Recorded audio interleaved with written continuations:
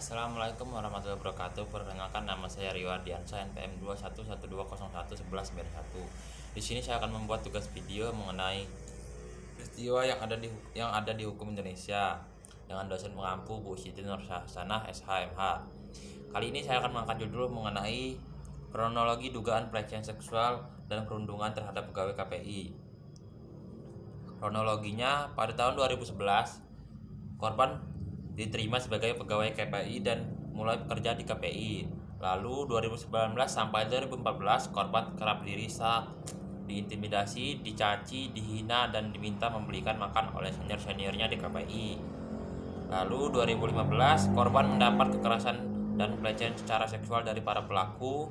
2016 korban mulai sering sakit akibat mental down dan trauma akibat terus dirusak.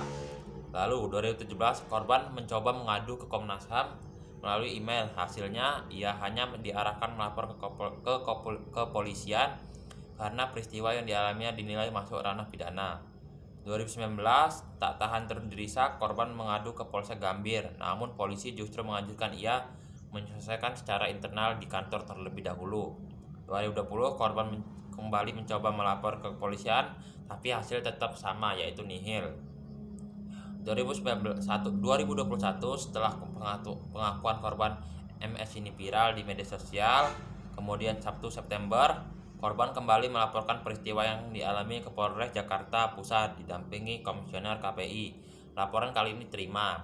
Lalu 2 September KPI memanggil 7 terduga pelaku untuk menginvestigasi kasus ini.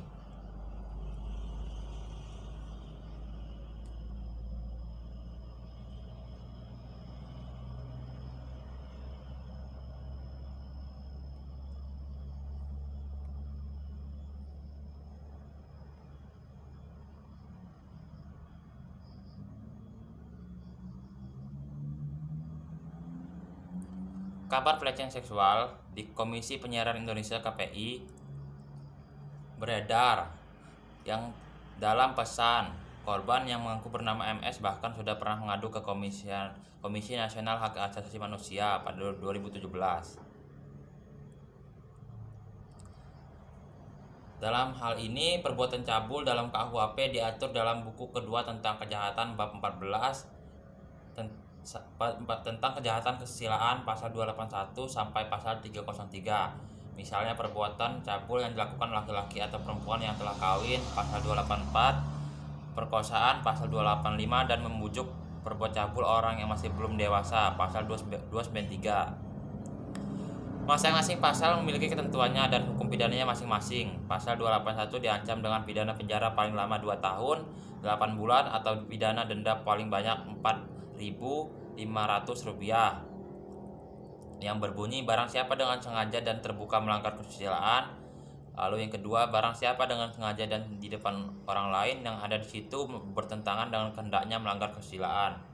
Pasal 285 menyatakan barang siapa dengan kekerasan atau ancaman kekerasan memaksa seseorang wanita bersetubuh dengan dia di luar perkawinan diancam karena melakukan perkosaan dengan pidana penjara paling lama 12 tahun. Lalu pasal 286 menyatakan barang siapa bersetubuh dengan seorang wanita di luar perkawinan padahal diketahui bahwa wanita itu dalam keadaan pingsan atau tidak berdaya diancam pidana penjara paling lama 9 tahun. Lalu pasal 289 menyatakan barang siapa dengan kekerasan atau ancaman kekerasan memaksa seorang untuk melakukan atau membiarkan dilakukan perbuatan cabul diancam karena melakukan perbuatan yang menyerang kehormatan kesusilaan dengan pidana penjara paling lama 9 tahun.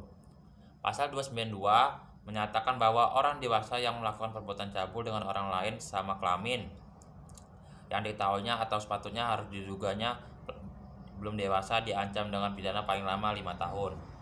Dalam hal ini berarti yang ada di KPI itu masuk ke dalam pasal 292 karena melakukan perbuatan cabul sama kelamin.